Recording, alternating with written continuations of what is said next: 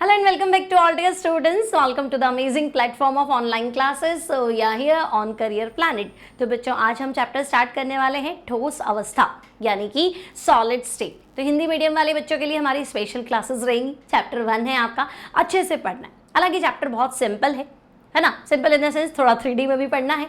छोटा चैप्टर है, पहला ही चैप्टर है ना। कम लेक्चर्स में आपका कंप्लीट हो जाएगा। डिफरेंट बोर्ड्स की अगर मैं बात करूं तो 4 से 5 नंबर में कवर हो जाता है। कुछ बोर्ड्स में ये 4 नंबर के सवाल बनाता है, कुछ में इसमें 5 मार्क्स के क्वेश्चंस आते हैं। अब अगर हम बात करें बच्चों ठोस अवस्था यानी सॉलिड स्टेट, तो सबसे पहले आता है पदार्थ की कितनी अवस्थाएं होती है। तो हम कहेंगे पदार्थ की 3 अवस्थाएं होती हैं। मैटर हैज़ 3 स्टेट्स, है ना। भौतिक अवस्था के आधार पर कह रही हूँ, फिजिकल स्टेट के आधार पर। तो हम कहेंगे हाँ ठोस, द्रव और गैस। फिर कुछ कहते हैं नहीं मैडम प्लाज्मा भी होता है, फिर बोस-आइंस्टाइन भी होता है। तो बच्चों अगर कुछ 0 केल्विन पे पॉसिबल है, कोई फिजिकल स्टेट ऐसी है ना, कोई पदार्थ की अवस्था ऐसी है जो 0 केल्विन परम शून्य ताप, तो हमारे लिए तो पॉसिबल नहीं है उसको स्टडी करना। माइनस का 273 डिग्री सेंटीग्रेड, या फिर सितारों के अंदर जितनी गर्मी है उसमें अगर कोई फिजिकल स्टेट है तो हम कहेंगे उसको भी स्टडी नहीं कर सकते। तो प्लाज्मा एंड बोस-आइंस्टाइन, है ना, उसको हम जनरली स्टडी नहीं करते। हम भौतिक अवस्था के आधार पर पदार्थ को 3 भागों में बांटते हैं। भाई या तो आपका जो पदार्थ है, ऑब्जेक्ट है, वो ठोस होगा, या तो द्रव होगा, अदरवाइज वो क्या होगा तो हम कहेंगे गैस होगा। उसमें भी हमें स्पेशली क्या स्टडी करना है, तो हमें स्टडी करना है, हमारा पहला चैप्टर है ठोस अवस्था।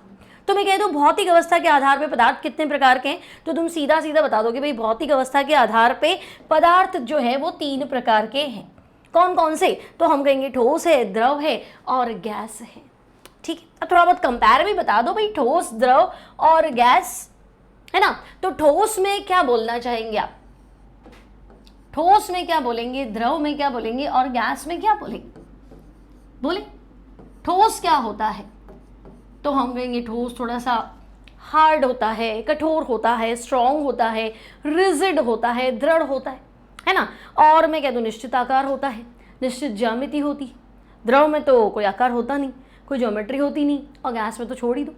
ठीक है, तो बच्चों ठोस की अगर मैं बात करूं तो हम कहेंगे भाई ठोस में निश्चित आकार होता है। ठीक है, ठोसों में निश्चित आकार होता है। और अगर मैं बात करूं तो निश्चित ज्यामिति होती है।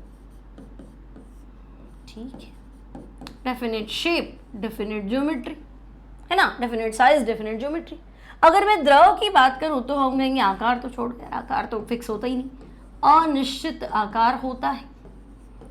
और तो हम कहेंगे अनिश्चित ज्यामिति होती है। ठीक है, इसको भी हम क्या सोचे, अनिश्चित आकार और अनिश्चित ज्यामिति।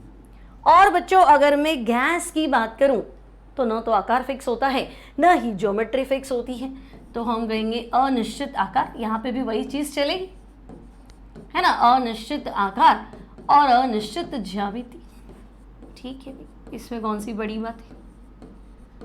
अब बच्चों आपसे पहला ही सवाल पूछा जाएगा एनसीईआरटी में कि ठोस क्यों है, मतलब ठोस जो है वो दृढ़ क्यों है, कठोर क्यों है। तो हम कहेंगे ठोस मतलब कणों के बीच की दूरी कम, द्रव में थोड़ी ज्यादा, और गैस तो कण तो बहुत दूर दूर है ना। तो बच्चों ठोस में क्या होगा, तो हम कहेंगे ठोस में जो जिस चीज से मिलके बना, मतलब अगर लकड़ी है तो लकड़ी में कणों के बीच की दूरी कम, है ना। पत्थर है तो कणों के बीच की दूरी कम, जिससे भी बना है, कैल्शियम कार्बोनेट है, नमक है, प्लास्टिक है, व्हाटएवर। ठीक है, तो हम कहेंगे उनमें पार्टिकल्स के बीच का डिस्टेंस, कणों के बीच की दूरी क्या होती है, कम होती है। द्रव में थोड़ी ज्यादा होती है, और गैस में गए तो बहुत ज़्यादा ही दूर दूर हो जाती है। ठीक है, तो आपको बताना है ठोस में अवयवी कणों जिससे वो मिलके बना है ना, उसे हम कॉन्स्टिट्यूएंट पार्टिकल्स बोलेंगे बच्चों, अवयवी कण बोलते हैं। ठीक है, अवयवी कण मतलब जिस कण से वो मिलके बना है। ठीक है, तो बच्चे अवयवी कणों के बीच की दूरी, तो हम कहेंगे ठोस है ना, इसका मतलब जो पार्टिकल्स है उनके बीच की दूरी क्या है, तो भाई अवयवी कणों के बीच की दूरी कम है। उनमें जाएं तो हम कहेंगे थोड़ी अधिक, है ना, अवयवी कणों के बीच की दूरी। ठीक है, अवयवी कणों के बीच की दूरी तो भाई ज्यादा हो जाती है। ठीक है, ठोस से तो ज्यादा ही होती है ना। और गैस की बात करूं तो सेम चीज लिखेंगे और हम कहेंगे अवयवी कणों के बीच की दूरी क्या होती है, तो भाई बहुत अधिक होती है। इस चक्कर में 2 गैस है, अणु बिल्कुल ही क्या है, दूर दूर है। ठीक है, ले दे के अगर आप कहना चाह रहे हैं कि भाई ठोस में कणों के बीच की दूरी जो है वो कम है, मतलब तो मैं कहूँगी कणों के बीच में आकर्षण बल अधिकतम है ना। तो अगर आपसे पूछे कि भाई ठोस क्या है ना, व्हाट इज सॉलिड, तो तुम कह दो ठोस पदार्थ की एक अवस्था है, और वो ऐसी अवस्था है जिसमें कणों के बीच की दूरी कम, आकर्षण बल अधिकतम। भाई अगर चीज़ों में आकर्षण है तभी तो नज़दीक रहेंगे, है ना, अगर लड़ाई झगड़ा है तो दूर रहेंगे, है ना। मतलब हम अपनी लाइफ में भी देखते हैं, हमारे दोस्त होते हैं तो थोड़ा अट्रैक्शन होता है तो ठीक है, हम क्लोज फ्रेंड्स हैं, और अट्रैक्शन नहीं है तो तू तेरा काम कर, मैं मेरा काम करूँगा, सब दूर दूर, है ना। तो हम कहेंगे भाई ठोस में बिल्कुल ही हार्ड है, मजबूत है, रिजिड है, स्ट्रॉन्ग है ना, दृढ़ है, तो वजह कणों के बीच की दूरी कम है, आकर्षण बल अधिकतम है। ऐसी अगर भौतिक अवस्था है तो आप बोलो ना ठोस है, क्या तकलीफ है, ठोस क्या है, तो हम कहेंगे हाँ ठीक है, मजबूत होता है, दृढ़ होता है, कठोर होता है। अरे तो भाई ये परिभाषा तोड़ दें, परिभाषा क्या है, पदार्थ की वो अवस्था जिसमें कणों के बीच की दूरी न्यूनतम होती है, कणों के मध्य पाया जाने वाला आकर्षण बल अधिकतम होता है। अगर ऐसा कुछ है तो ठोस बोलिए, वरना रहने दीजिए, ठीक है। तो हम कहेंगे भाई ठोस पदार्थ की वो अवस्था जिसमें कणों के बीच की दूरी न्यूनतम और अवयवी कणों के मध्य आकर्षण बल तो हम कहेंगे अधिकतम होते हैं, ऐसा कुछ है ना। इसमें लिखा नहीं, ठोस अवस्था कहलाती है, आई बात समझ में, ठोस अवस्था कहलाती है, ठीक है, सॉलिड स्टेट। चलो भाई मान लिया ठोस अवस्था कहलाती है। अब प्रॉपर्टी बता दो, ठोस का कोई गुण बता दो, तो तुम कहोगे इतनी देर से तो बता रहे हो ठोस कठोर होता है, दृढ़ होता है, रिजिड होता है ना। फिर अगर ठोस है तो गलेगा तो नहीं, है ना, गलने में बहुत ज़्यादा टेम्परेचर चाहिएगा, तो गलनांक उच्च होते हैं, क्वथनांक उच्च होते हैं, सरफेस भी जनरली फ्लैट होती है, समतल सतह होती है, किनारे तीखे होते हैं, कणों के बीच की दूरी न्यूनतम होती है, आकर्षण बल अधिकतम होते हैं, है ना। फिर ठोस को कंप्रेस नहीं कर सकते, असंपीड्य होते। अब कुछ बच्चों को लग रहा है ये नया शब्द लिया है इनकम्प्रेसिबल, असंपीड्य, तो तुम ऐसा करो, एक बलून ले लो, गुब्बारा ले लो, हवा भर दो और प्रेस करो, आराम से क्या हो जाएगा, कंप्रेस हो जाएगा, दब जाएगा, ठीक है। ऐसा करो, पानी भर दो, फिर कंप्रेस करो, तो तुम कहोगे हवा में ज़्यादा हो रहा था, पानी भरा तो थोड़ा कम हो रहा है।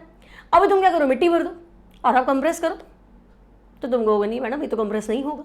तो भाई कणों के बीच की दूरी कम है ना, ज्यादा से ज्यादा कण कम जगह में समा जाते हैं, दैट्स व्हाई वो कंप्रेस नहीं होता है, इनकम्प्रेसिबल होता है, असंपीड्य होता है। तो अगला सवाल बनेगा, ठोस के कोई 4-5 गुण लिख दो।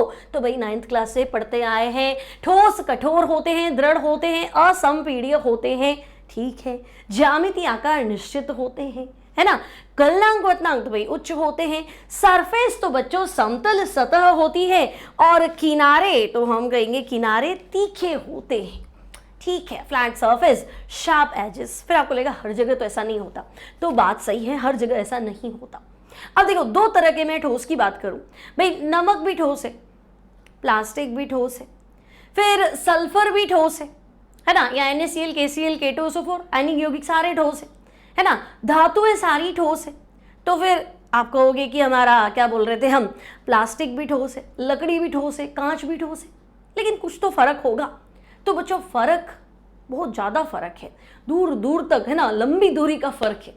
अब लंबी दूरी का फर्क कैसे, तो बच्चों ठोस को भी हम 2 भागों में बांट लेते हैं, है ना। कुछ ठोस तो ऐसे होंगे जिनमें लॉन्ग रेंज ऑर्डर होता है, लॉन्ग रेंज ऑर्डर यानी कि दीर्घ परास व्यवस्था होती है, और कुछ ऐसे होते हैं जिनमें शॉर्ट रेंज ऑर्डर होता है, यानी लघु परास व्यवस्था होती है। Now what is long range order और शॉर्ट रेंज ऑर्डर, तो तुम मुझे बताओ कि तुमने 26 जनवरी की परेड देखी है, 15 अगस्त की परेड देखी है ना, है ना। अब तुम कहोगे हाँ देखी तो है, लेकिन कहाँ की बात कर रहे हो, लाल किले की बाहर की बात कर रहे हो कि हमारे स्कूल की बात कर। तो चलो रेड फोर्ट के बाहर जो परेड देखी है उसमें तुमने देखा है सेना के जवान अगर पहला राइट हैंड यूं है तो दूसरे का हाथों हाथ साथ में, तीसरा, चौथा, पांचवा, अगर तुम्हारी नजर 100, 150, 200 तक गई तो सबका हाथ एक साथ ऊपर आएगा, फिर ऊपर जाएगा। गन चलानी है तो एक साथ, है ना, राइफल चलानी है तो एक साथ। तो हम कहेंगे हाँ यार बिल्कुल परफेक्शन है ना, बिल्कुल हम कहीं कोई एरर नहीं निकाल सकते, एररलेस काम है। तो बच्चे लॉन्ग रेंज ऑर्डर जहां तक तुम्हारी नजर गई सब कुछ व्यवस्थित, ऐसा हमारी लाइफ में तो नहीं होता, है ना। अगर तुम्हारी स्कूल में 26 जनवरी की परेड हुई तो शुरू के 4 अच्छे बच्चे तो ठीक है, 5 ले लो, बहुत अच्छी तो 10 ले लो, है ना। अगर 11 बच्चा थोड़ा तो 19-20 हो जाएगा, फिर 15वां 20वां बच्चा तो और आखिरी वाला बच्चा तो तुम्हारा हाथ यूं है तो बेचारा वो यहीं तक ही पहुंचा है, काफी डिस्टेंस है, तो वो शॉर्ट रेंज ऑर्डर है। कुछ समय तक तो ठीक है, व्यवस्था बिल्कुल परफेक्ट है, इट्स ओके, कोई दिक्कत नहीं है। फिर बिगड़ना शुरू हुआ, फिर ठीक भी होगा, फिर बिगड़ना शुरू होगा। मतलब परफेक्ट अरेंजमेंट की बात करूं, कोणों की निश्चित और नियमित व्यवस्था की बात करूं तो वो नमक में दिखेगी। लेकिन इर्रेगुलर अरेंजमेंट की बात करूं, हाँ कहीं तो अच्छा है, कहीं बिगड़ा हुआ है, फिर ठीक है, फिर ठीक है, तो वो चीज़ तुम्हें कांच में मिलेगी। तो यार तुम तो कांच को भी ठोस कह रहे हो, नमक को भी ठोस कह रहे हो, और फिर तुम कह रहे हो तो लॉन्ग रेंज ऑर्डर है, शॉर्ट रेंज ऑर्डर है, तो फर्क क्या है? तो फर्क है कि कांच जो है और नमक जो है, तो नमक आपका क्रिस्टल है। नमक में अवयवी कणों की व्यवस्था निश्चित है, नियमित है, जहां तक तुम्हारी नजर जाएगी वहां तक सब कुछ परफेक्ट है। भाई नमक क्या होता है? Na+ और Cl-, तो प्लस के पास माइनस ही बिठाओगे और माइनस के पास प्लस ही बिठाओगे, फिर प्लस के चारों तरफ माइनस बिठाओगे और माइनस के चारों तरफ प्लस बिठाओगे, तो जहां तक तुम्हारी नजर जानी है सब कुछ परफेक्ट है। लेकिन कांच में ऐसा नहीं है। अब ऐसा क्यों नहीं है तुम्हें लगे? तो तुम ऐसा करो, 2 कांच ले लो, 2 कांच के ग्लास ले लो, है ना, और 2 कांच के ग्लास लेके और छोड़ दो। डांट पड़ेगी वो अलग बात है, लेकिन एक बार छोड़ तो दो। अब तुम देखोगे दोनों का जो टूटने का तरीका है वो अलग अलग है ना। मतलब कणों की व्यवस्था क्या थी, दोनों में अलग अलग थी। ठीक है, ऐसा नहीं होगा कि जिस एंगल से पहला कांच टूटा उससे दूसरा तुम्हें लगा मैंने अलग अलग तरीके से फेंका। तो बिल्कुल आइडियल कंडीशन में काम करो, है ना। पहले राइट हैंड में एक ग्लास लो, फिक्स डिस्टेंस लो और गिरा दो, वापस दूसरा कांच उसी राइट हैंड में लो, फिर उसी दूरी से गिराओ, तब भी तुम, है ना, 4 बार कर लो, 40 बार कर लो, जितने ग्लास है उतनी बार एक्सपेरिमेंट करके देख लो, तो तुम्हें थोड़ा डिफरेंस नजर आएगा कि हाँ यार ये सेम पैटर्न से तो नहीं टूटते हैं। तो सेम पैटर्न से क्यों नहीं टूटते हैं? क्योंकि सेम पैटर्न में व्यवस्था थी नहीं, है ना। लेकिन क्रिस्टल में ऐसा नहीं होता, नमक की एक डली, नमक की दूसरी डली, तो भाई यहाँ पे प्लस के पास माइनस बैठेगा, तो यहाँ पे प्लस के पास माइनस ही बैठेगा, और माइनस है तो पास में प्लस बैठेगा, है ना। तो अरेंजमेंट सेम है। आई बात समझ में? तो हम कहेंगे कि अच्छा ठीक है, ठोस 2 प्रकार के हो गए, क्रिस्टल और अमोर्फस। ठीक है, आपको मैंने शुरू में एक पिक्चर भी दिखाया था क्या? तो देखो ये है हमारे क्रिस्टल्स, ठीक है, और हमें तो बहुत पसंद ही होते हैं, इसमें कोई दिक्कत नहीं, क्योंकि कहने वाली बात नहीं, ये तो डायमंड है ना। और ये भी जेम्स है बहुत सारे, है ना। तो देखो कितने परफेक्ट है, मतलब आपको दिख रहे हैं ये तीखे किनारे, बिल्कुल, है ना, बिल्कुल सटीक तीखा किनारा है इसका, ठीक है, और फ्लैट सरफेस है, एकदम सतह जो होगी ना वो बिल्कुल फ्लैट होगी। देखो ये किनारे मिलेंगे बिल्कुल तीखे, और सतह जो होगी वो फ्लैट, और कणों की निश्चित और नियमित व्यवस्था। अगर ऐसा कुछ है तो भाई वो क्रिस्टल है। अब तुम्हें लगेगा अमोर्फस कैसे? तो देखो अमोर्फस की अगर मैं बात करूं तो हमने छुपा रखे अमोर्फस के पिक्चर्स, ये रहे, देखिए ये क्रिस्टल है, ये अमोर्फस है। क्रिस्टल में सब कुछ व्यवस्थित है, और अमोर्फस यानी अक्रिस्टलीय ठोस। तो बच्चे अक्रिस्टलीय ठोस में सब कुछ व्यवस्थित नहीं है, कुछ पार्टिकल तुम्हें अरेंज नजर आएंगे कि हाँ ठीक है, फिर बिगड़ जाएंगे, डिस्टर्ब हो जाएंगे। तो यदि कणों की निश्चित और नियमित व्यवस्था है तो हम कहेंगे क्रिस्टल, और कणों की अनिश्चित और अनियमित व्यवस्था है तो हम कहेंगे अक्रिस्टल यानी कि अमोर्फस। तो कुल मिला के मुझे जो बातें बतानी है वो क्या है कि भाई ये हीरा है और ये क्रिस्टल है, ठीक है, ये भी कुछ क्रिस्टल्स है, अलग अलग तरह के स्टोन्स है, पत्थर है, जेम्स बोलते हैं, माणक हो सकता है, मोती हो सकता है ना, ये सब भी क्रिस्टल्स है। और वाकई में देखा जाए तो क्रिस्टलीय और अक्रिस्टलीय ठोस जो है वो ऐसे होते हैं, व्यवस्था को देखना पड़ेगा। तो बच्चों ले दे के हम क्या करते हैं, ठोस को 2 पार्ट्स में डिवाइड कर देते हैं, ठीक है। ठोस को हम 2 भागों में बांट लेंगे, हम कहेंगे भाई ठोस तो क्रिस्टलीय ठोस भी हो सकते हैं, और तो हम कहेंगे अक्रिस्टलीय ठोस भी हो सकते हैं, ठीक है। तो टाइप्स ऑफ सॉलिड्स लिखेंगे आप, क्रिस्टलीय ठोस और बच्चों अक्रिस्टलीय ठोस, ठीक है, क्रिस्टलीय ठोस और अक्रिस्टलीय ठोस, और इसे आप कहेंगे अमोर्फस, ठीक है, इसे आप कहेंगे अमोर्फस सॉलिड, ठीक है। तो हम कहेंगे ओके भाई, कुल मिला के बातें इतनी सी हो गई कि अगर व्यवस्था जो है वो निश्चित है, नियमित है तो क्रिस्टल बोलिए, और अगर व्यवस्था जो है वो अनिश्चित है और अनियमित है तो आप अक्रिस्टलीय बोल दीजिए, इसमें कोई घबराने वाली बात तो है नहीं, ठीक है भाई, है ना। तो हम ठीक है इसको यहाँ ले आते पकड़ के,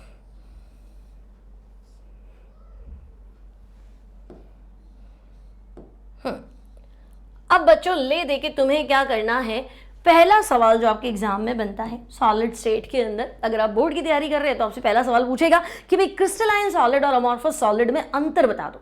क्रिस्टलीय ठोस किसे बोलोगे और अक्रिस्टलीय ठोस किसे कहते हैं, उसमें अंतर बता दो।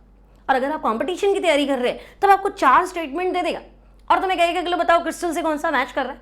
अब ये बता दो अक्रिस्टल से कौन सा मैच कर रहा है ना, which of the following is true है या फॉल्स है, सत्य कौन सा है असत्य कौन सा है, तो बता दो, उसमें क्या दिक्कत है।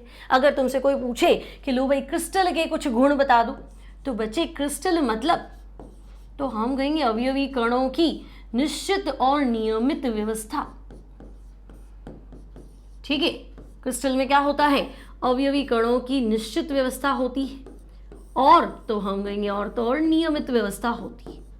ठीक है, निश्चित मतलब अपनी जगह से हिलेगा नहीं, रेगुलर मतलब जो पैटर्न ऊपर है वही पैटर्न नीचे है, वही पैटर्न नीचे है, कहीं कुछ चेंज नहीं होने वाला है। ठीक है, तो बच्चों अवयवी कणों की निश्चित व नियमित व्यवस्था, तो हम कहेंगे ये तो क्रिस्टल है। ठीक है, और अगर मैं रबर की बात करूं, प्लास्टिक की बात करूं, तो तुम्हें नजर आ रहा है ना, तो हम कहेंगे इनमें अवयवी कणों की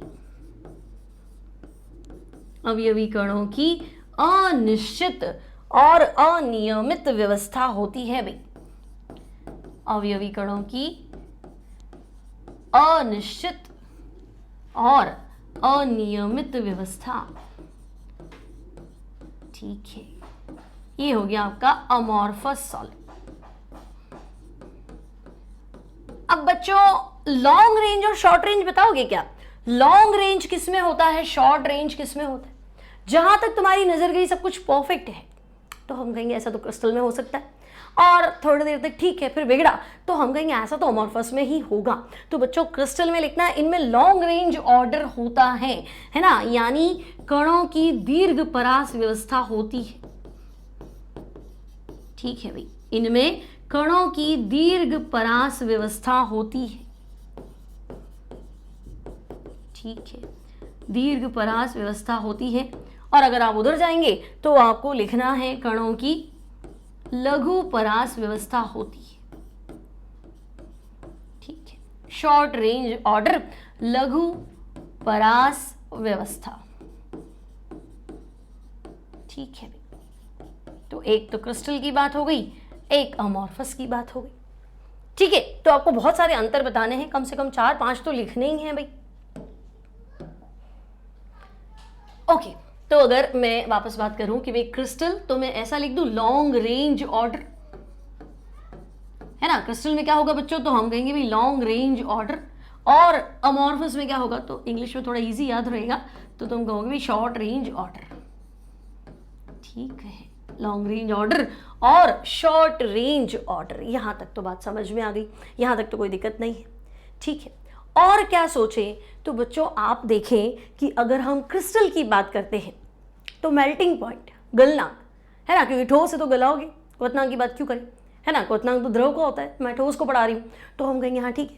तो क्रिस्टल में गलनांक फिक्स होता है भाई, बर्फ को 0 पे पिघलना है तो 0 पे ही पिघलना है, फिर आपको 0.1 0.2 करने की जरूरत नहीं है, या 1 डिग्री करने की जरूरत नहीं है, फिक्स है ना। नमक का गलनांक आई थिंक 1053 के आसपास होता है, तो जो भी होता है वो फिक्स है, उसको छेड़ना नहीं है ना। लेकिन अगर मैं आपको कहूँ रबर है, प्लास्टिक है, तो वह एक रेंज होती है कि भाई इससे इस टेम्परेचर के बीच में पिघल जाएगा, या नारियल का तेल जम गया तो ठोस तो हो गया, है ना। तो तुम्हें पता है बीच में सेम ही सॉलिड स्टेट आती है, आधा गला हुआ है और आधा नहीं। लेकिन इनमें ऐसा नहीं होता, जो क्रिस्टल है एक फिक्स टेम्परेचर ले लेंगे, अब रुक जाओ, आपको और गर्म करने की जरूरत नहीं है, आपकी हीट वेस्ट जा रही है, उस पर अपना काम करना शुरू कर रहा है।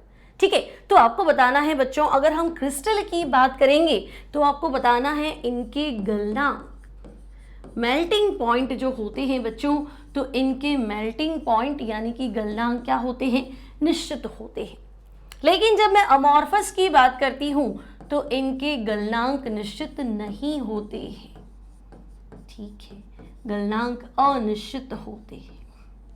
ठीक है, यहां तक भी कोई तकलीफ नहीं है ना। क्रिस्टल और नॉन क्रिस्टल गलनांक भी देख लेंगे हम। ठीक है, और क्या हो सकता है, तो बच्चों ट्रू सॉलिड, वास्तव में ठोस किसे कहना चाहिए, तो हम कहेंगे वास्तव में ठोस जो है वो तो क्रिस्टल है। और स्यूडो सॉलिड, छद्म ठोस किसे कहेंगे, तो हम कहेंगे वो अक्रिस्टल है। क्योंकि वास्तव ठोस मतलब हम तो ऐसे मानेंगे ना, फिक्स मेल्टिंग पॉइंट हो, बिल्कुल फ्लैट सरफेस हो, तीखे किनारे हो, हर कण अपनी जगह पे बैठा हो। तो जो रियल चीज है, आइडियल चीज है, वो तो क्रिस्टल में है। तो आपको बताना है इन्हें वास्तविक ठोस कहते हैं। ठीक है, दे आर ट्रू सॉलिड, या बच्चों इन्हें वास्तविक ठोस कहते हैं। ठीक है, यहां तक भी पकड़ लेंगे हम इस बात को कि okay, they are true solids, वास्तविक ठोस है। ये तो वास्तविक तो नहीं है, छद्म ठोस। एक और शब्द आएगा सुपर कूल्ड लिक्विड, अति शीतित द्रव, है ना। आपसे एक सवाल पूछा जाएगा कि भाई पुराने कांच या दरवाजे, है ना, या पुरानी खिड़कियों के कांच या दरवाजों के कांच जो है वो थोड़े से नीचे से मोटे हो जाते। तो बच्चों कांच एक्चुअली अक्रिस्टलीय ठोस है। अक्रिस्टलीय ठोस मतलब सुपर कूल्ड लिक्विड, अति शीतित द्रव, है ना। वो द्रव है लेकिन फिलहाल जो टेम्परेचर है उसमें वो जम गया। तो पार्टिकल्स कैसे तैसे भी है ना जम गए, तो जम गए लेकिन था तो एक्चुअली द्रव, है ना। तो द्रव है तो उसमें बहने का गुण है। अब बहेगा तो ऑब्वियसली कोई चीज बहेगी तो नीचे आएगी, ऊपर तो जाएगी नहीं, है ना। ग्रेविटी क्या कहेगी, हर चीज को नीचे लेके आओ। तो बच्चे कांच में बहने का गुण है, हालांकि धीरे धीरे फ्लो करता है ना। जब मतलब गर्मी बहुत ज्यादा होती है, जिन एरियाज में ना गर्मी बहुत ज्यादा पड़ती है वहां तो ये चीज बहुत ज्यादा देखने को मिलती है ना। अगर मैं राजस्थान की बात करूँ तो यहाँ बहुत ज्यादा देखने को मिलेगा क्योंकि हीटिंग बहुत ज्यादा है ना। और रात के टाइम थोड़ा ठंडा हो जाता है तो इट्स ओके, प्रोसेस रुक जाता है, फिर हीटिंग है फिर रुक जाता है, ऐसे। तो हम कहेंगे धीरे धीरे वो फ्लो करता है, बहुत ही स्लो टाइम में ना, बहुत कम समय में, बहुत ज्यादा समय में बहुत कम फ्लो करता है ना। तो बच्चे इसमें क्या है, फ्लो करने की टेंडेंसी है, बहने का गुण है, और बहने का गुण तो द्रव का होता है। ठीक है, तो बच्चों इन्हें क्या बोलेंगे, तो हम कहेंगे वास्तविक तो नहीं है, ये स्यूडो सॉलिड है। इन्हें हम छद्म ठोस बोलेंगे, वो एक बात तो सही, छद्म ठोस। या फिर क्या कहेंगे बच्चों, तो इन्हें हम कहते हैं सुपर कूल्ड लिक्विड, यानी कि अति शीतित द्रव। ठीक है, they are called super cooled liquid, अति शीतित द्रव, या फिर आप लिखेंगे अति शीतित द्रव या सुपर कूल्ड लिक्विड। ठीक है, अति शीतित द्रव कहते हैं।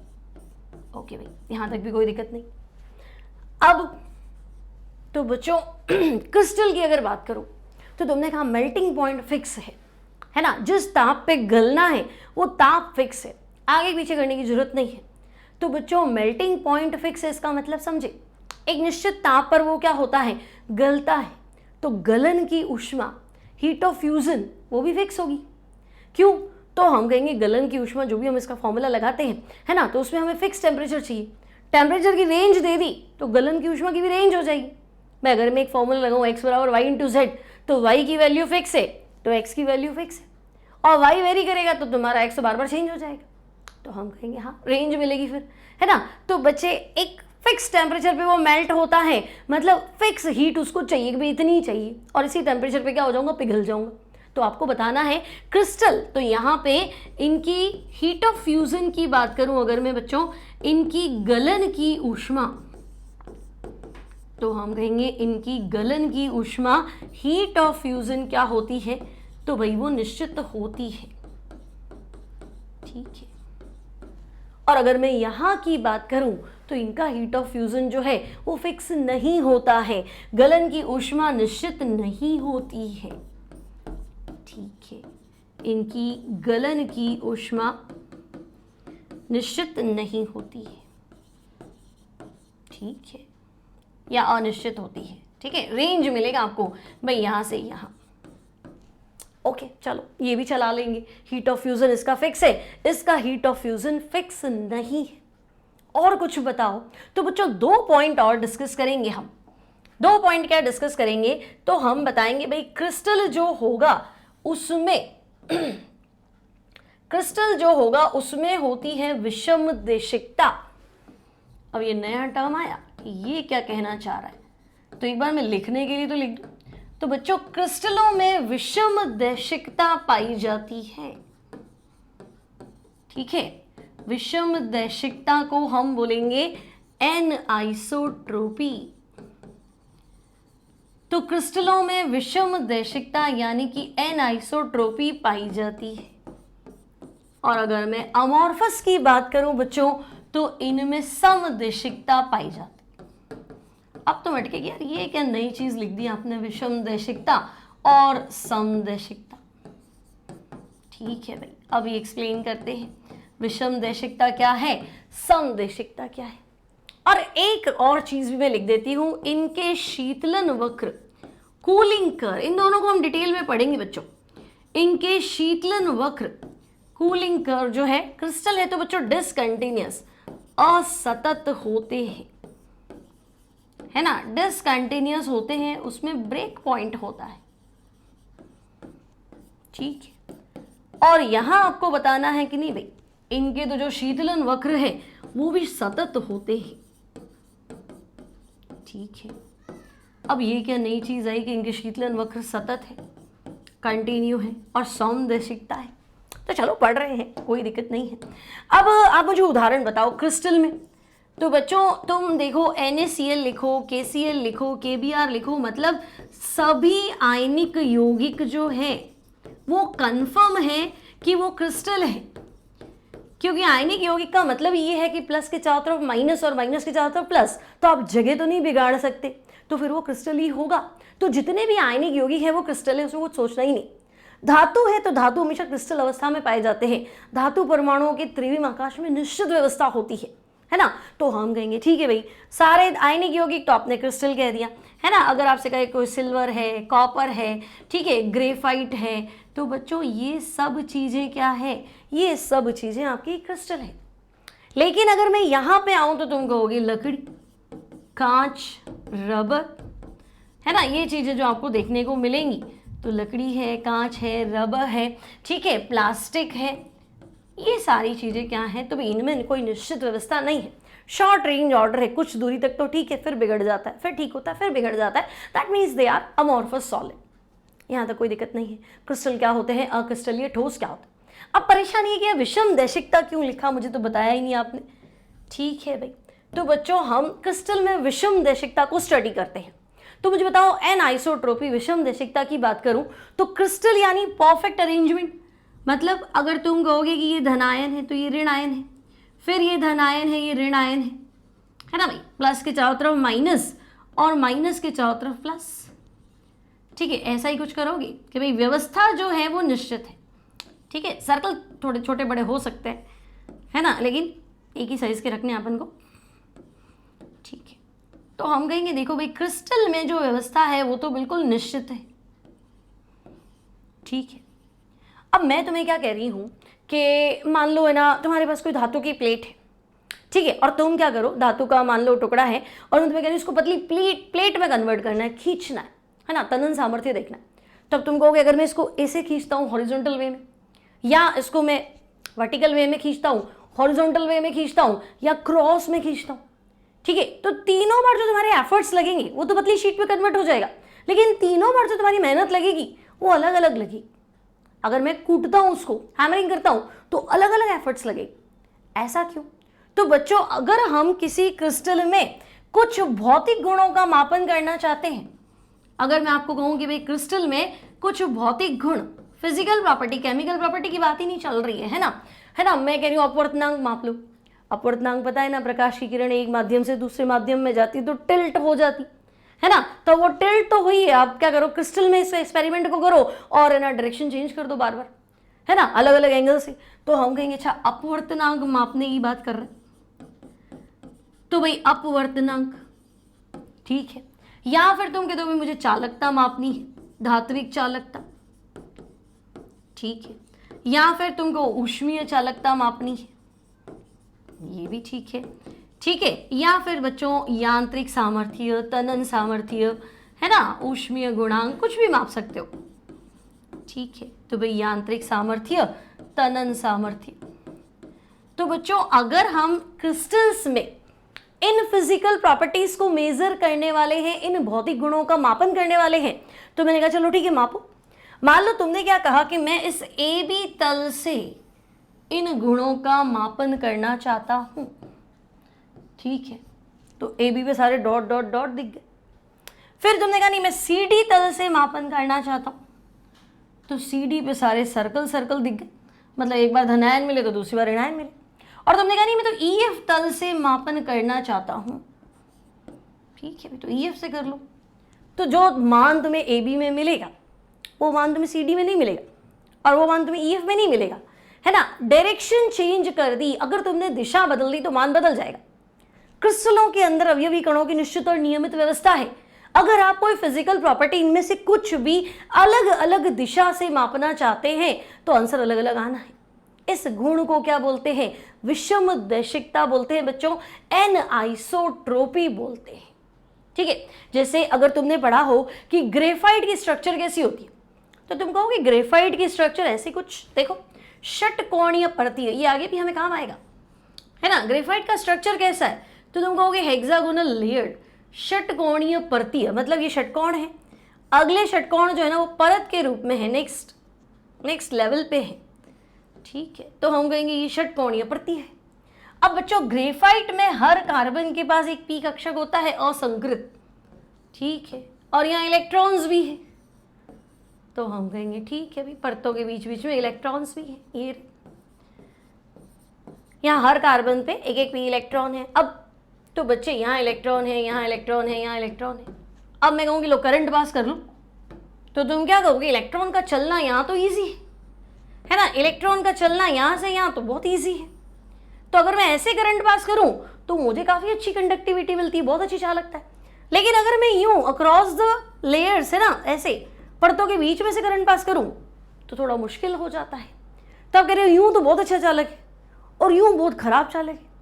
भी क्या बात कर रहे हो, यूँ अच्छा चालक है, यूँ खराब चालक है। हमने तो आज तक एक ही चीज़ पढ़ी कि चालक है कि कुछ अलग है। अभी बीच में क्या लिया है? अर्धचालक लिया थे। लेकिन आप तो कह रहे थे यूँ तो बहुत अच्छा चालक है, ऐसे तो कोई दिक्कत नहीं, अच्छा बच्चा है। और ऐसे नहीं यार, यहाँ इस अगर तुम ये करोगे ना तो ये परेशान करेगा, ये अच्छा बच्चा नहीं बनेगा।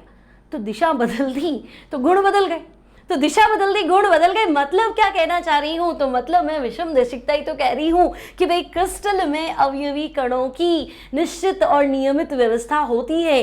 अगर आप कुछ भौतिक गुण लाइक अपवर्तनांक, रिफ्रैक्टिव इंडेक्स, विद्युत चालकता, ऊष्मीय चालकता, यांत्रिक सामर्थ्य, इसमें से कुछ भी अलग अलग डायरेक्शन से मापने की कोशिश करेंगे तो वैल्यूज आर डिफरेंट, मान अलग अलग प्राप्त होंगे। दिस इज कॉल्ड एनाइसोट्रोपी, यानी कि विषमदैशिकता।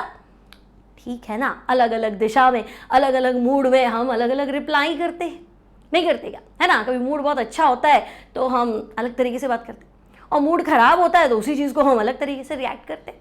तो वो हमारी नेचर है, ये इसकी नेचर है, इसमें क्या है? क्लियर? तो हम कहेंगे ओके, एनाइसोट्रोपी विषमदैशिकता का तो कोई टंटा ही नहीं है। समझ में आ गया?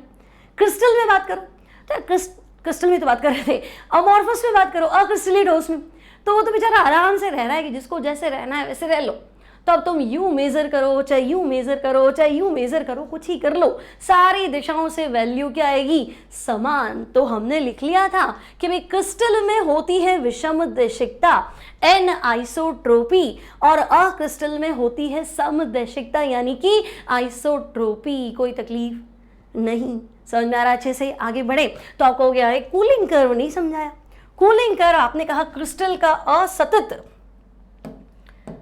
चलो क्रिस्टल अक्रिस्टल में समझ में आ गया ना। अक्रिस्टलीय ठोस तो हम कहेंगे भौतिक गुणों का मापन अलग अलग दिशाओं में करने से भी वैल्यू समान होती है, उसे समदैशिकता। नोट्स फाइनल है बच्चों, इसमें आपको कहीं कुछ भी लिखना नहीं है ना, ये फाइनल नोट्स है, ये मैं टेलीग्राम चैनल पर डाल दूंगी। हमारा टेलीग्राम चैनल है करियर प्लैनेट जोधपुर, आपका हमारा ऐप भी है, हमारा ऐप है आपके लिए, करियर प्लैनेट जोधपुर ऐप भी है, आप वहां से भी इनको ले सकते हैं। ठीक है, तो चलो अब हम बात करें बच्चों शीतलन वक्र यानी कि कूलिंग कर्व की। ठीक है भाई, कूलिंग कर्व की बात करते हैं। अब देखो आपको जो कर्व प्लॉट करना है वो करना है टेम्परेचर और टाइम के बीच में, समय और ताप के बीच में। ठीक है, कूलिंग मतलब तुम ठंडा करोगे। अब तुम मुझे बताओ ठोस को ठंडा करके क्या करोगे? बर्फ ही है तो और ठंडा करके क्या कर लोगे? है ना। हाँ, हो सकता है तुम्हारे पास के द्रव है, इसको ठंडा करो, फ्रीज करो, है ना, तो समझ में आता है वो ठोस होगा। ठोस ही है, उसको ठंडा करके क्या हो जाएगा? है ना, मतलब तुम्हारे पास शुगर क्रिस्टल ही है तो क्या ठंडा करना, नमक ही है तो क्या ठंडा करना, वो तो ठोस ही रहेगा। ठीक है, तो जब तुम्हारा क्रिस्टल द्रव अवस्था में है, मैं तब की बात कर रही हूँ कि भाई यहाँ मान लो वो द्रव अवस्था में है। ठीक है, फिलहाल वो द्रव है। अब तो मैं कह रही हूँ ठंडा करो, तो टेम्परेचर नीचे लाओगे, ऊपर तो ले जाने से, है ना, कूलिंग कर्व पड़ रहे, तो तुम कहोगे हाँ मैं ठंडा कर रहा हूँ। अब मुझे बताओ ठंडा करोगे तो तुम्हें एक फिक्स टेम्परेचर चाहिए ना, क्योंकि क्रिस्टल में तुमने क्या लिखा? गलनांक निश्चित है, तो हिमांक भी तो निश्चित होगा। भी किस ताप पे जमना है, तो वो टेम्परेचर फिक्स होगा। मतलब मैं पानी को फ्रिज में रख दूँ और टेम्परेचर 0 डिग्री मिल गया तो पानी फ्रिज में कन्वर्ट हो जाएगा, बर्फ़ में कन्वर्ट हो जाएगा। तो हम कहेंगे हाँ, ताप 0 दे दोगे तो पानी बर्फ़ में कन्वर्ट होना शुरू हो जाता है। लेकिन यूँ थोड़ा ना है कि जैसे मैंने पानी रखा, टेम्परेचर 0 किया और खट, ऐसा तो नहीं होगा, है ना। समय तो लेगा क्रिस्टल्स बनने में, उसके एक एक अणु क्या करेगा, अपनी हीट लॉस करेगा, तभी तो आप कह रहे हो गलन की ऊष्मा और ये, है ना। तो हम कहेंगे हाँ, एक एक अणु अपना हीट जो है, ऊष्मा जो है उसको त्यागेगा और ठोस में कन्वर्ट होने की कोशिश करेगा। लेकिन अब इसमें टाइम तो लगेगा। तो फिलहाल लिक्विड है और ठोस बनना प्रारंभ हुआ है। अब टेम्परेचर और घटाने की जरूरत नहीं है भाई, इस टेम्परेचर पे फ्रीज होना है तो इसी टेम्परेचर पे फ्रीज होगा, आपको और ठंडा करने की जरूरत नहीं। यूँ नहीं कि मैंने अब -5 पे जमा लेता हूँ जल्दी जम जाएगी, अरे भाई उसका टेम्परेचर ही 0 है तो 0 चाहिए, -5 पे क्या जमा लूँ, है ना। तो हम कहेंगे ठीक है, अगर वो 0 पे फ्रीज हो रहा है तो यहाँ जो प्रोसेस है वो है सॉलिडिफिकेशन। अब इसका हिंदी ठीक से नहीं बनेगा, ठोसीकरण तो अच्छा नहीं लगता, है ना। यहाँ पे फिलहाल वो लिक्विड है, लेकिन कुछ समय बाद वो क्या हो जाएगा, तो हम कहेंगे वो सॉलिड हो जाएगा।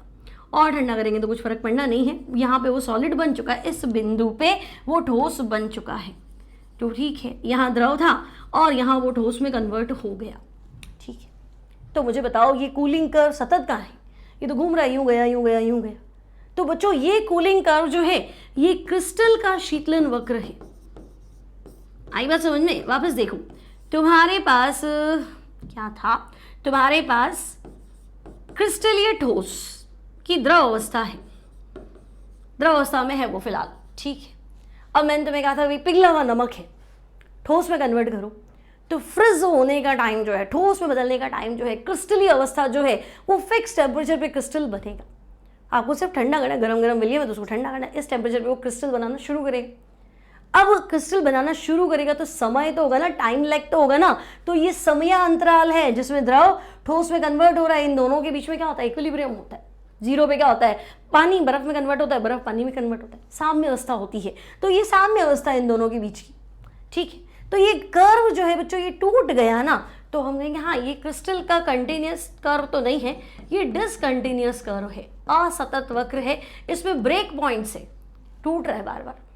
लेकिन अगर मैं तुम्हें कहूँ कि बच्चों तुम्हारे पास है ना नारियल का तेल है, तो बढ़िया बालों में लगाओ, बाल सेट कर लो, है ना। नारियल का तेल है और वो द्रव अवस्था में है, जमाओ, तो तुम कहोगे रख दो, जैसे जैसे सर्दी आएगी धीरे धीरे जम जाएगा।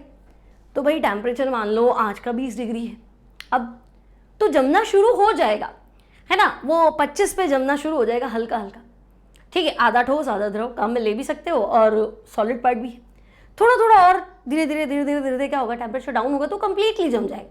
लेकिन फिक्स कुछ भी नहीं है कि मैं इतने पे जमूंगा नहीं। जैसे हमारी परसेंटेज का होता है ना कि तुम एग्जाम दे दिया, कितनी परसेंट आएगी, 80 से 85, तो आप अमॉर्फस हो भाई, 80 और 85 के बीच में आ जाएगी, कोई तकलीफ नहीं, या 85 से 90 आ जाएगी, है ना।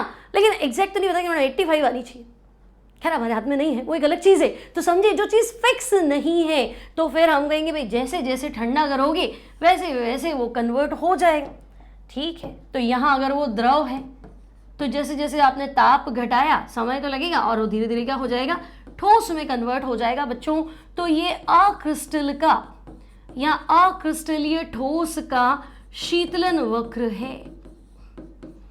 तो हम कहेंगे चलो भाई अक्रिस्टलीय ठोस का शीतलन वक्र, और ये तो मुझे कंटिन्यू दिख रहा है, सतत वक्र दिख रहा है, तो ठीक है, सतत है तो सतत रहने दो, क्या तकलीफ है। क्लियर? तो मेरी बातें समझ में आई। क्रिस्टल में हमने लिखा था इसका कूलिंग कर्व डिसकंटिन्यूअस होता है और इसका कूलिंग कर्व क्या होता है, कंटिन्यूअस होता है। क्लियर? यहाँ तक की कहानी समझ में आ गई क्या, कोई तकलीफ तो नहीं है, ठीक है। तो आज हमने जाना ठोस, ठोस के गुण, ठोस के प्रकार, क्रिस्टल अक्रिस्टल में अंतर और इनके उदाहरण, ठीक है। अब कुछ क्वेश्चंस कर लेंगे, उसके बाद हम मिलेंगे अगली क्लास में, ठीक है, जहां हम डिस्कस करेंगे नेक्स्ट चैप्टर। नेक्स्ट चैप्टर क्यों डिस्कस करेंगे, इसी का नेक्स्ट पार्ट। सो स्टूडेंट्स, पहला क्वेश्चन हमारे पास, निम्न में से कौन सा अक्रिस्टलीय ठोस है। तो अभी आज की क्लास में हमने क्या डिस्कस किया है, क्रिस्टल और अक्रिस्टलीय तो डिस्कस किए। तो बताओ, सीजियम क्लोराइड, तो आप कहेंगे सीजियम क्लोराइड तो आयोनिक कंपाउंड है। आयनिक यौगिक हमेशा क्या होते हैं, क्रिस्टल होते हैं, प्लस के चारों तरफ माइनस और माइनस के चारों तरफ प्लस, तो इसमें तो कुछ दिक्कत ही नहीं है, क्रिस्टल हुई क्रिस्टल ही, नॉन क्रिस्टल वाली बात नहीं है।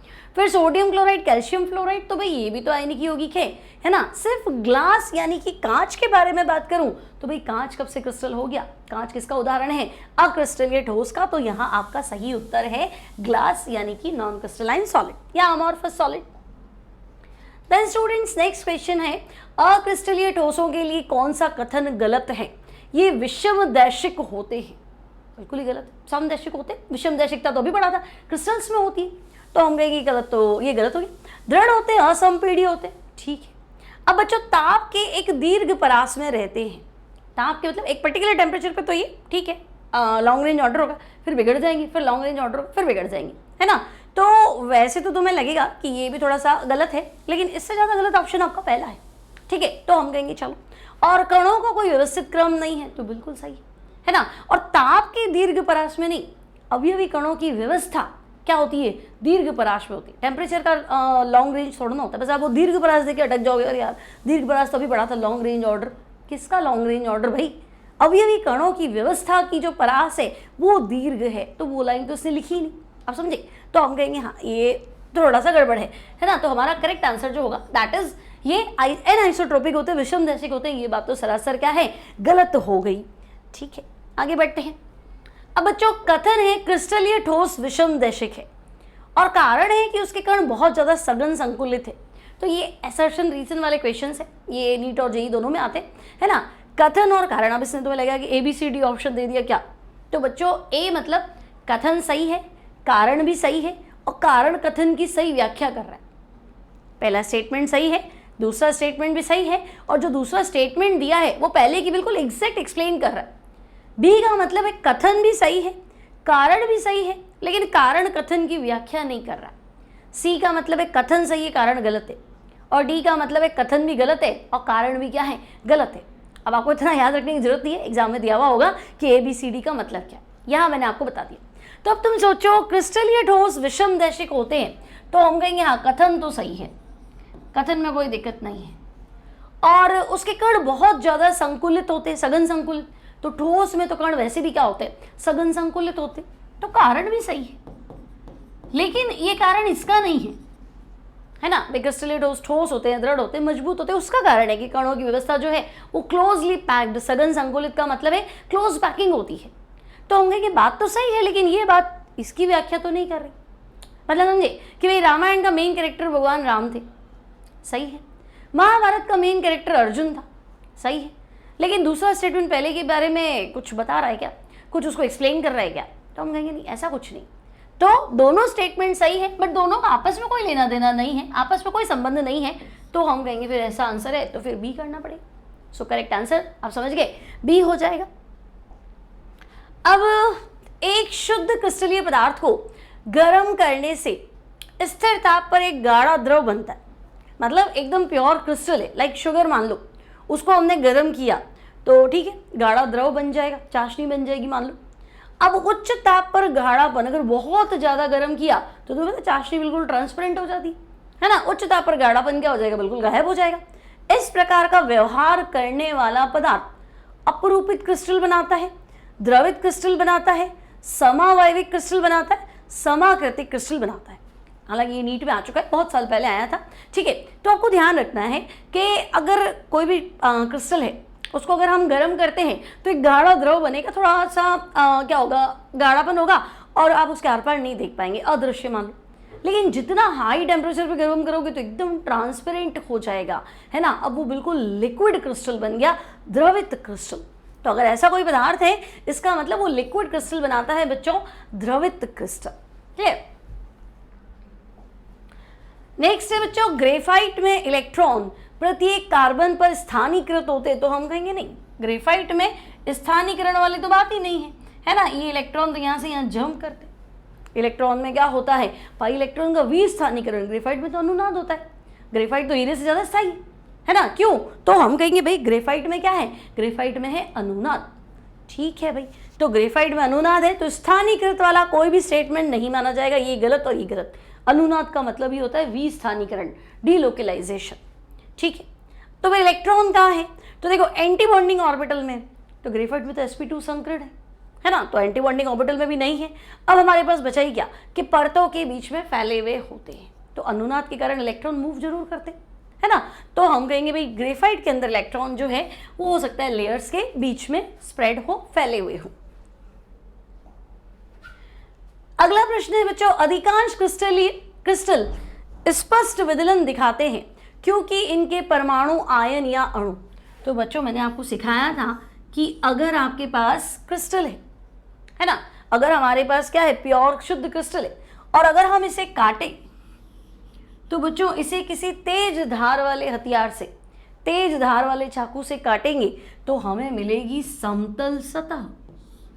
आई बात समझ? नहीं पढ़ाया था क्या? शायद मुझे याद आ रहा है मैंने नहीं पढ़ाया था, कोई बात अभी बता दूँ, है ना। क्रिस्टल है और अगर तुम इसे काटोगे ना तो बिल्कुल फ्लैट सरफेस मिलेगी।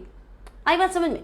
ऐसा क्यों होता है? तो भाई इसमें परमाणुओं की जो व्यवस्था है वो बिल्कुल प्लेन सरफेस पे होती, ये परमाणु इधर और ये परमाणु इधर, है ना। मैंने आपको बताया था कांच को काटो, देखो कभी कांच को काटते ना तो आपको फ्लैट सरफेस नहीं मिलेगी, है ना, रिजेस मिलेंगी, खांचे मिलेंगे। लेकिन क्रिस्टल में ऐसा नहीं होता है, बिल्कुल आप लोहे का थिक मेटल का टुकड़ा ले लो और उसको काटो तो एकदम सपाट सतह नजर आएगी, एकदम सपाट मतलब एकदम प्लेन नजर आएगी। तो वो क्रिस्टल की प्रॉपर्टी, क्योंकि सारे कण जो है वो एक तल में व्यवस्थित है। तो भाई ऐसा क्यों है? तो हम कहेंगे आयन अणु कमजोर बंध है, तो नहीं, ऐसा तो कुछ नहीं है। मजबूत बंध है, उससे भी कोई मतलब नहीं है। गोलीय सममिति में होते हैं, तो हम कहेंगे नहीं, सिर्फ समतल तल में व्यवस्थित होते हैं। ठीक है, तो जहां हमने क्रिस्टल और अक्रिस्टल में अंतर लिखा है ना, वहां आपको एक शब्द और डालना है। क्रिस्टल को तेज धार वाले हथियार से काटने पर वो सपाट सतह में क्या होते हैं, टूटते हैं। लेकिन अगर अक्रिस्टल की बात करें तो उनकी सतह जो होती है वो खुरदरी होती है। क्लियर? ये एक और डिफरेंस हम डाल देंगे। ठीक है, तो यहाँ कंप्लीट हमारा पहला टॉपिक, पहला लेक्चर विद कुछ अच्छे से क्वेश्चंस के साथ। मिलेंगे अगली क्लास में। Till then take care. Lecture अच्छा लगे तो लाइक भी कर देंगे, है ना, और शेयर कर देंगे। चैनल अब तक सब्सक्राइब नहीं किया है तो वो भी कर देंगे, बुरी बात क्या है इसमें। आपको जैसे जैसे नए लेक्चर्स आएंगे, नए वीडियोस आएंगे वो आपको मिलते रहेंगे। तो मिलते हैं बाद में। Till then take care.